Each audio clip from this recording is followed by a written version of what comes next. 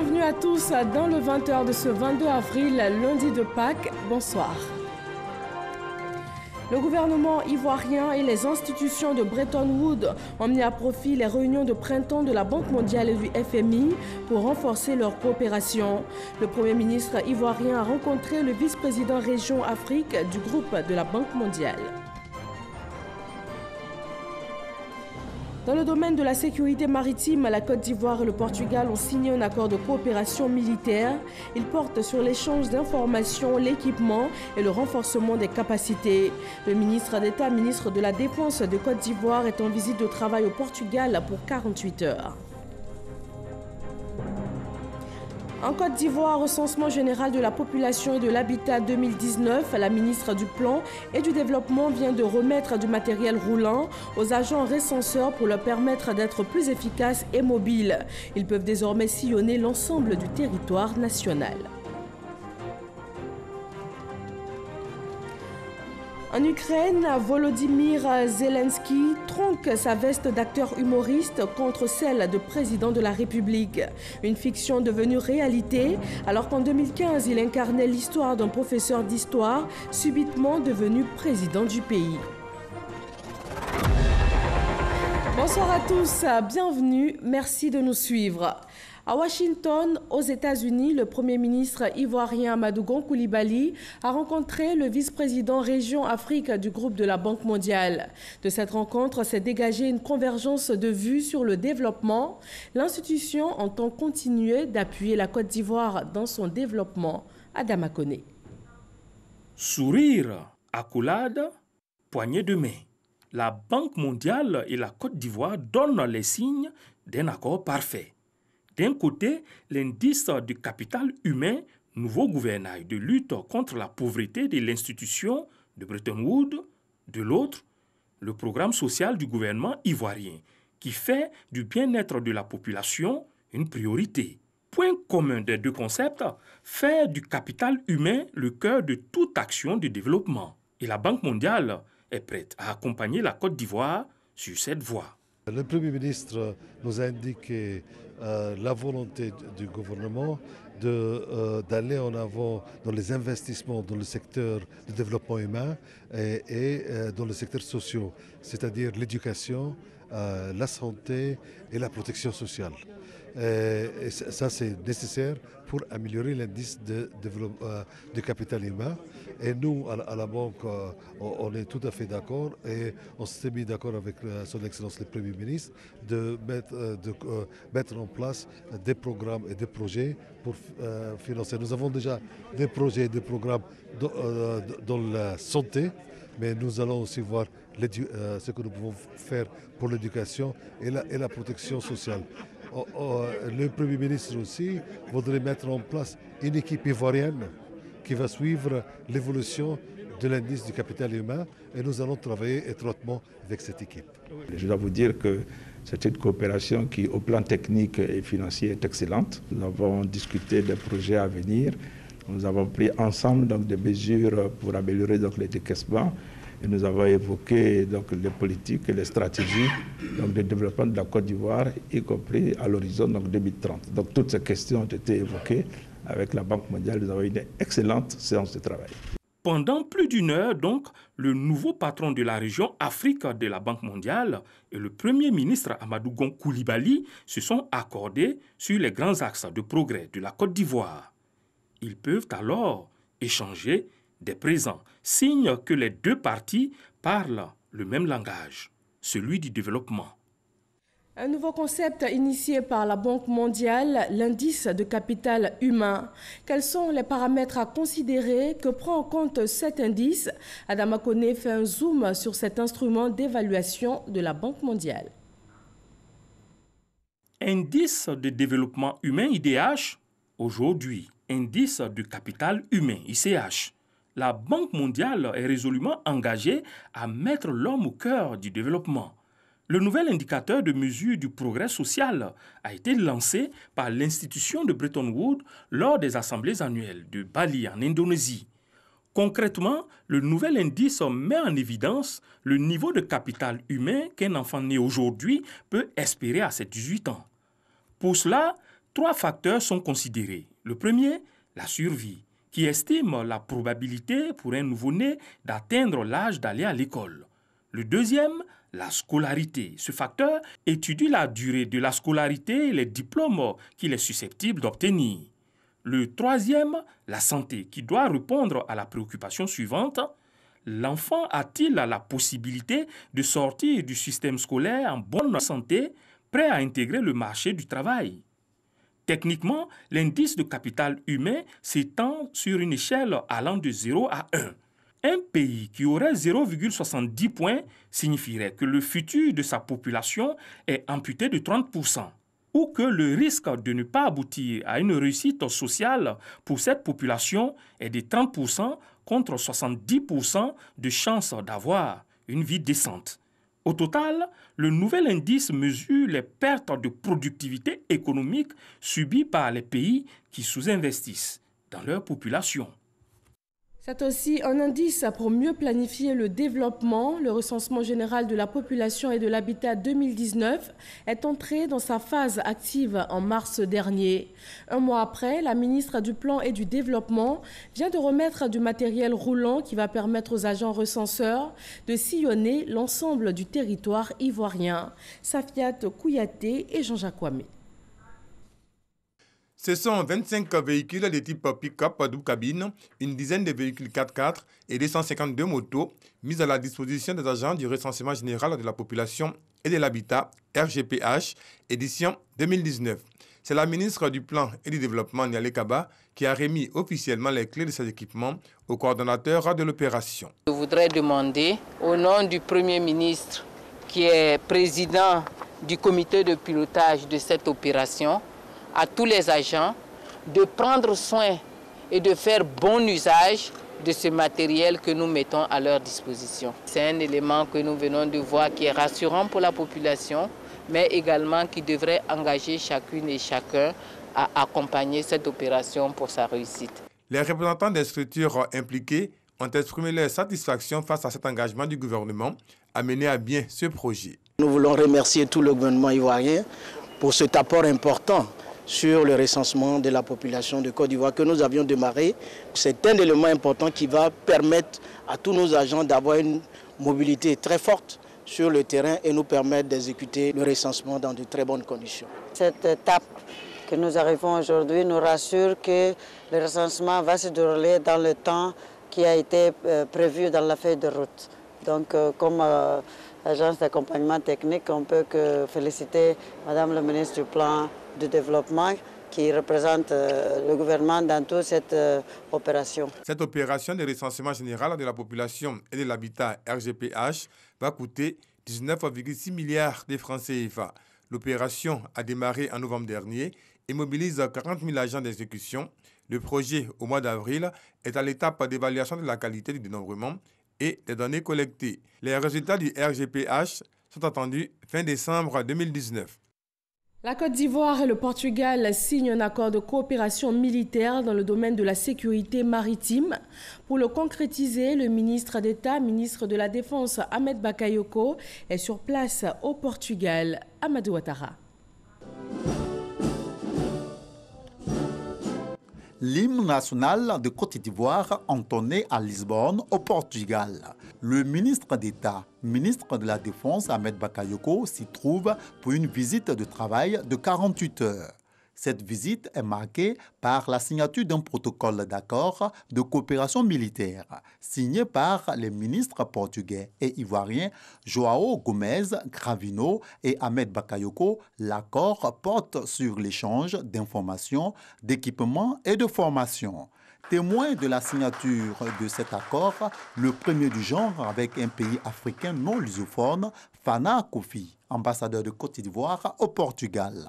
À Lisbonne, la délégation ivoirienne a pu visiter, entre autres, l'Institut hydrographique et la base navale, une base commise au maintien de l'ordre, de la sécurité et de la discipline. Nous sommes aujourd'hui lundi de Pâques. Les chrétiens ont célébré hier la fête de Pâques, un moment de partage culturel et de resserrement des liens pour l'Église catholique. Des villages en miniature ont donné un air particulier aux paroisses Sainte-Marie d'Agüeto à Abobo et Sainte-Ambroise d'Angré. Plusieurs groupes ethniques y ont été invités à promouvoir leur culture. Régis Kofi. Pâques. Parce que le moment de solennité religieuse, c'est le basculement dans l'aspect festif. Paquinou, ça se passe aussi dans la paroisse. Au cœur de notre Paquinou, nous présentons des mets traditionnels comme modernes. Nous aurons cette année le concours du plus bel apparat en couple. Et à côté de cela, nous aurons également la récitation du Je vous salue Marie en langue. L'amour et le renforcement des liens fraternels restent le maître mot de cette célébration qui a vu le jour en 2012. J'ai trouvé utile d'organiser mes chrétiens pour que le lundi de Pâques, nous restions ensemble pour célébrer la cohésion, que chacun apprenne à découvrir la beauté qu'il y a dans la culture de l'autre et que chacun prenne sa culture comme un don de Dieu. C'est au milieu des palmiers, dans cet espace qui rappelle la verdure du village, qu'a eu lieu cette fête à laquelle a été convié le groupe Soteka.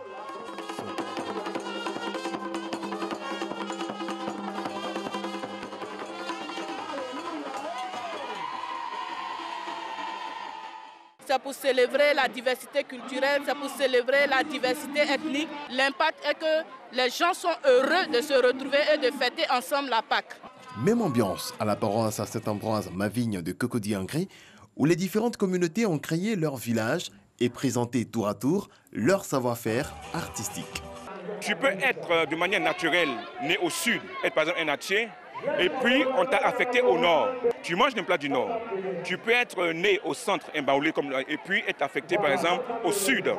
Donc tu t'habilles comme un gars du sud et tu manges les plats du sud. Donc c'est ce brassage-là que nous avons voulu montrer en faisant Paquinou ici à Sainte-Ambroise. C'est une initiative que souhaitent pérenniser ces églises catholiques et que d'autres veulent épouser vu l'impact positif.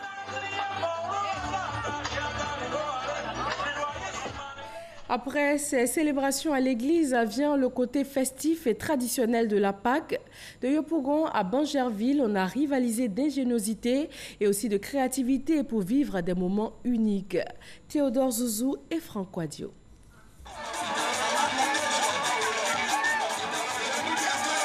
Ce n'est pas un roi ni un chef traditionnel sur la piste de danse au milieu de ses administrés. C'est un prêtre. Nous sommes à la Paquinou de Yedokro, village créé de toutes pièces au sein de la paroisse Saint-Pierre, la joie de Yopougon par les autorités religieuses. On ne veut pas laisser nos cultures se perdre. On veut ressusciter cette culture-là. C'est une richesse pour l'Église aussi. La Paquinou puisse quand même permettre à tous les paroissiens d'utiliser ce qu'ils ont de fort dans les retrouvailles pour aussi construire leur église. Le village Paquinou de Yedokro, un village dans une symbolique de cohésion, les habitants sont venus de toute la Côte d'Ivoire et de la zone CEDEAO. Moi je viens de Lomé. Paquinou, c'est une fête que nous aimons pratiquement même chose comme chez nous. Toujours à Yopougon, ici un peu de musique et de bonne humeur et le tour est joué. On est venu juste pour l'amusement, un peu avec les frères, partager la nourriture. Pâques, dans l'esprit et dans les gestes, l'idée est exploitée à profusion. Dans cet espace de détente, à Benjéville-Abata, petits plats et attentions diverses. On a essayé d'innover. Habituellement, au village, c'est de la viande de brousse qu'on consomme. Et donc, nous, comme ça, on a trouvé de la viande de brousse, du gésil braisé, on a trouvé de la soupe de cabri, du cabri braisé, escargot sauté, tout ça. Et puis du punch. Un peu plus loin, à Benjéville-Centre, c'est un festival culturel pour célébrer Pâques autour de la thématique Pâques et cohésion. L'office paroissial de jeunes d'Aquai Santé a mis en place donc cette grande fête qui est spirituelle, culturelle et gastronomique pour inviter tout le monde à venir massivement au sein de l'église pour fêter en famille.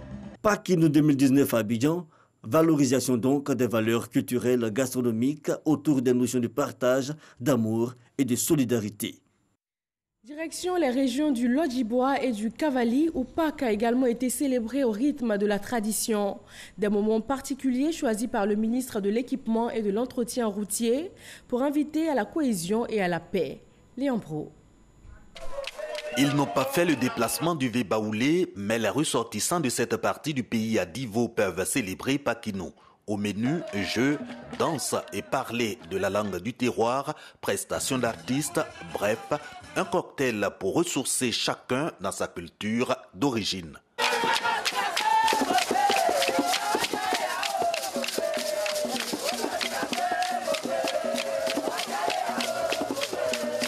Des retrouvailles parrainées par le maire de Divo, le ministre Amédée Kouakou, qui a aussi rendu visite à la communauté baoulée de Godeyaoukro et Jean-Pierre Cro, respectivement à Guitry et Lakota. Objectif, partager la joie de la résurrection du Christ, mais surtout encourager au renforcement de la cohésion entre baoulés, puis entre cette communauté et ses hôtes.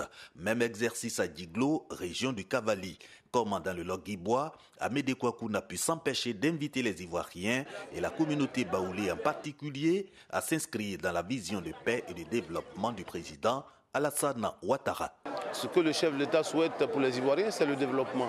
Avoir des routes, avoir des écoles, avoir l'électricité, avoir des centres de santé, que les Ivoiriens vivent dans de meilleures conditions.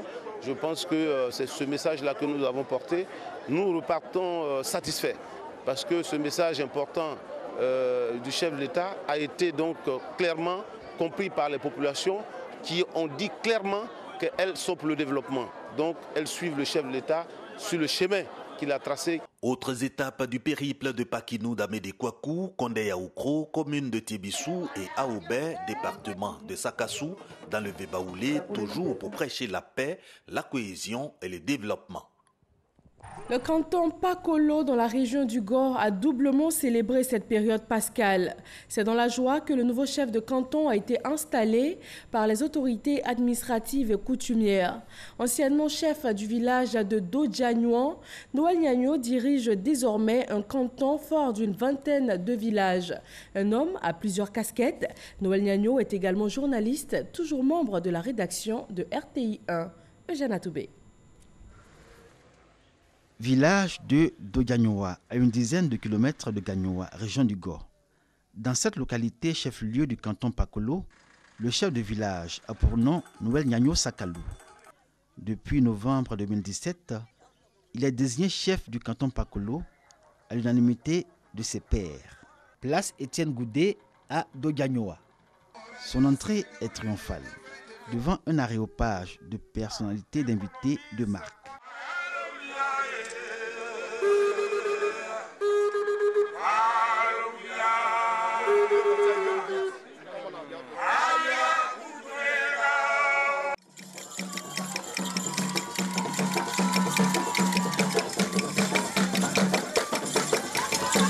Ce que les régions du Gor et de Bunkani ont de meilleur en termes de culture a été servi aux invités dans un élan de fraternité. C'est la cohésion sociale entre tous les Ivoiriens.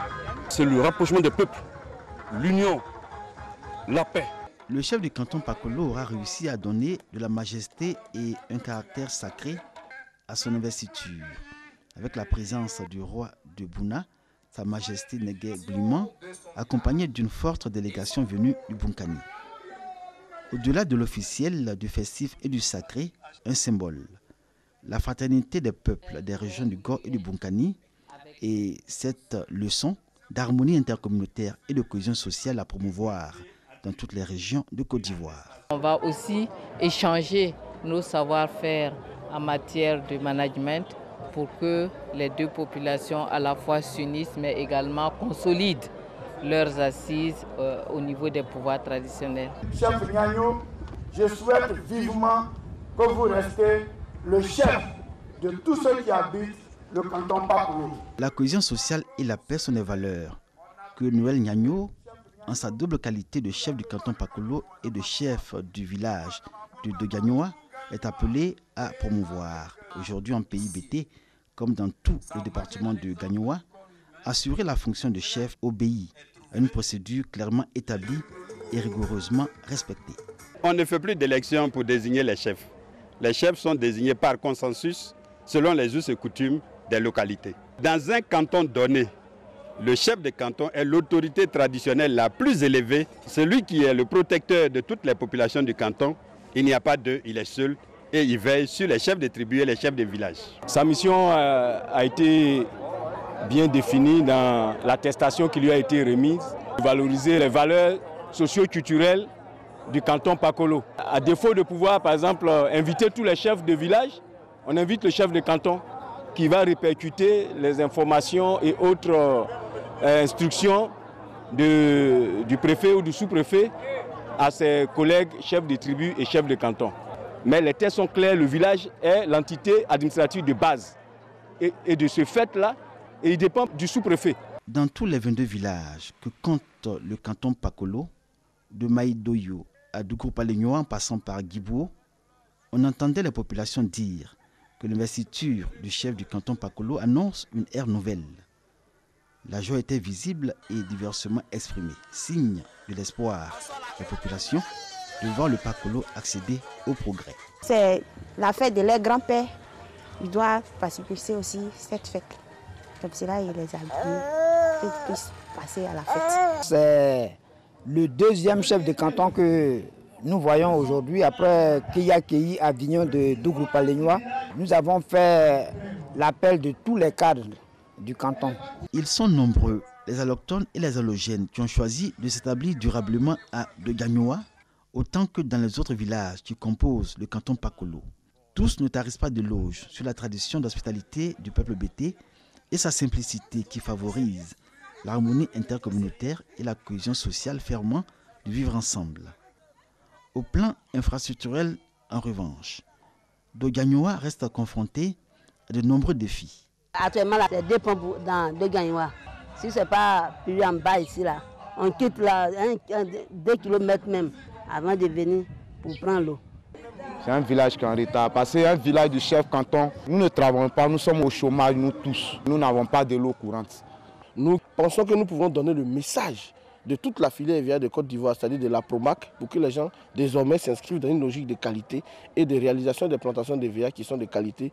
Les populations attendent de voir leur chef de canton coordonner les actions de développement et de progrès et une réponse à l'emploi des jeunes. L'option agriculture et notamment les métiers de l'éviaculture sont une offre pour le canton Pakolo qui n'échappe pas à la question de l'autonomisation des femmes. Avec la fin des destitutions en cascade dans le département de Gagnoa, le chef du canton et ses administrés devraient avoir le temps et la latitude de se consacrer à l'essentiel, du sort du canton Pakolo dans l'union, la solidarité et la paix. Le canton Pakolo, la région du Gor, avec dense richesse culturelle et sites touristiques, font partie du patrimoine touristique de la Côte d'Ivoire, dont le réseau ivoirien du tourisme et de l'agrotourisme fait la promotion. Les Ivoiriens sont invités à découvrir ou à redécouvrir les multiples richesses touristiques de leur pays, à travers notamment la Journée nationale de l'écotourisme. Astou Touré.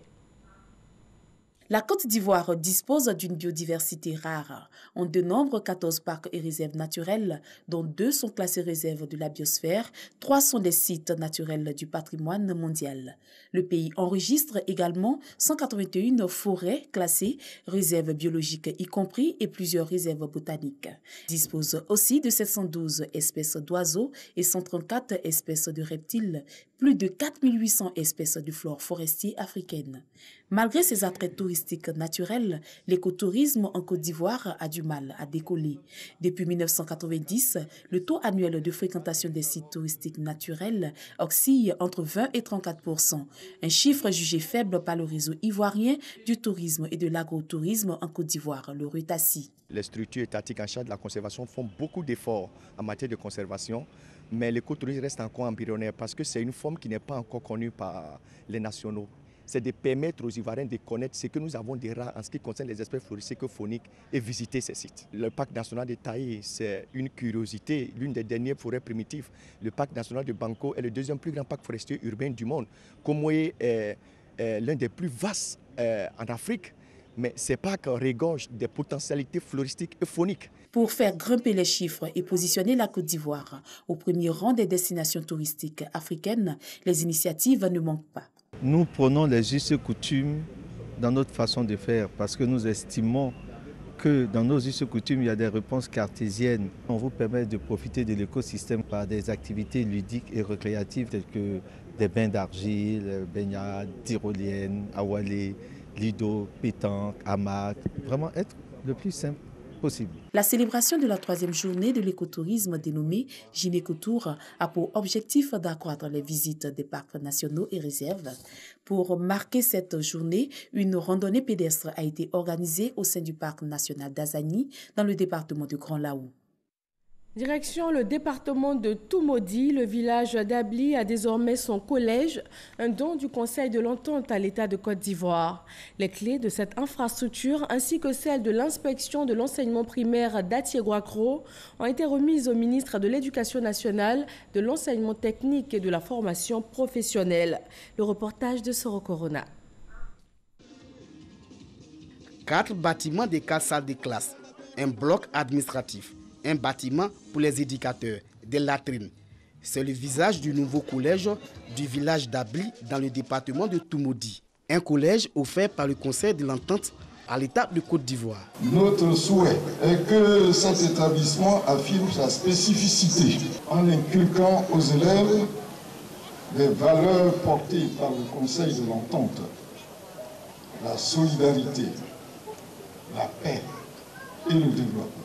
Fête de Pâques, pas de repos du tout pour la ministre de l'Éducation nationale, de l'enseignement technique et de la formation professionnelle.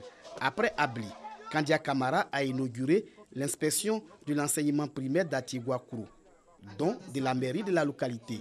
Une modeste contribution à sédentariser les agents de l'État dans notre cité à la suite du constat selon lequel tous les hauts fonctionnaires et les agents des rangs affectés dans notre ville réside à Yamoussoukro. Recevant les clés de ces réalisations, Kandia Kamara a traduit la gratitude du président de la République Alassane Ouattara aux structures donatrices. Elle a invité d'autres organisations à suivre ce bel exemple afin de donner une éducation de qualité aux jeunes Ivoiriens. Vous savez, le président de la République a fait de l'école la priorité des priorités. Et c'est la raison pour laquelle nous apprécions à sa juste valeur les actes posés par les donateurs d'aujourd'hui et nous lançons un appel à tous les autres Ivoiriens pour aider le gouvernement pour rendre plus réel et plus visible sa politique de scolarisation obligatoire. Kandia Kamara avait à ses côtés la ministre Raymond Goudou Kofi et l'épouse du vice-président Kablan Duncan. Ces dons viennent soutenir la politique de l'école obligatoire décrétée par le gouvernement ivoirien. En sport, 3e et 14e championnat d'Afrique d'athlétisme, la Côte d'Ivoire, pays hôte, a remporté 3 médailles, l'argent au lancer de javelot, le bronze au relais 4x100 chez les U18 filles et garçons au Dalegbe. Loin d'être ridicule, la Côte d'Ivoire a douloureusement arraché 3 médailles au championnat d'Afrique d'athlétisme cadet et junior sur son sol. Après 3 jours de galère, Serge Armand Diasso a débloqué le compteur ivoirien en empochant une médaille d'argent au lancer de javelot chez les U18. Un message bien reçu de la part de ses compères puisque 24 heures plus tard, la sélection ivoirienne a ajouté 2 autres métaux à celui de Serge Armand. 2 succès venus du relais 4x100 chez les filles et garçons des moins de 18 ans. Le quatuor Roxane, Angelina, Éléonore et Esther ont symbolisé le courage et l'abnégation ivoirienne en signant le bronze. Même son de cloche au niveau des garçons. Ibrahim Soualio, Jean-Charles et Madoché ont fait montre de leur orgueil en enlevant le bronze à leur tour. 2 succès qui ne laisseront pas le public du stade Félix Houphouët-Boigny indifférent. Contre son gré, la team de Peau d'Acier achèvera son championnat avec ses 3 médailles. Des métaux en guise de consolation et symbole d'une préparation en demi-teinte. L'actualité internationale est marquée ce lundi au Soudan par la suspension des négociations entre l'armée et les contestataires. Le gouvernement sri-lankais qui pointe du doigt un mouvement terroriste local suite aux attaques du dimanche de Pâques. Et en Ukraine, le pays se réveille avec la victoire inattendue de l'humoriste Volodymyr Zelensky à l'élection présidentielle. Ojon Télé Soro et Alexis Ouedraogo.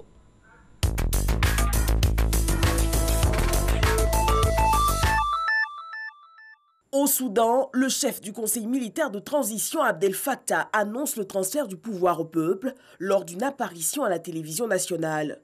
Cette sortie du deuxième patron du conseil militaire après la chute d'Omar el-Béchi ne résout pas la rupture des discussions de la contestation soudanaise avec l'armée. Principal point de désaccord, le rejet des noms de certaines personnalités proposées par l'opposition. En Asie du Sud, au lendemain des attaques suicides, le porte-parole du gouvernement sri-lankais pointe du doigt le mouvement islamiste local National Tawhid Jamaat comme responsable de ce drame qui a causé la mort de 290 personnes. Pour l'instant, aucune revendication n'a été déclarée. Une alerte avait été envoyée aux autorités du pays sur le risque d'attaque pour la période de la célébration de Pâques. Dimanche, Volodymyr Zelensky est devenu le 6e président de l'Ukraine. Au second tour de la présidentielle, il a creusé l'écart entre lui et son adversaire direct. 73% des voix contre 24,6% pour le président sortant, Petro Poroshenko. Ce dernier a tout de suite reconnu la victoire du nouveau président. Âgé de 41 ans, Zelensky, du métier de comédien à la tête de l'État ukrainien, prêtera serment le 6 juin prochain. Et voilà un bref point de l'actualité internationale qui met fin à ce 20h. Merci à tous de votre attention. Très bonne fin de soirée et on se retrouve à 20h demain sur la même chaîne.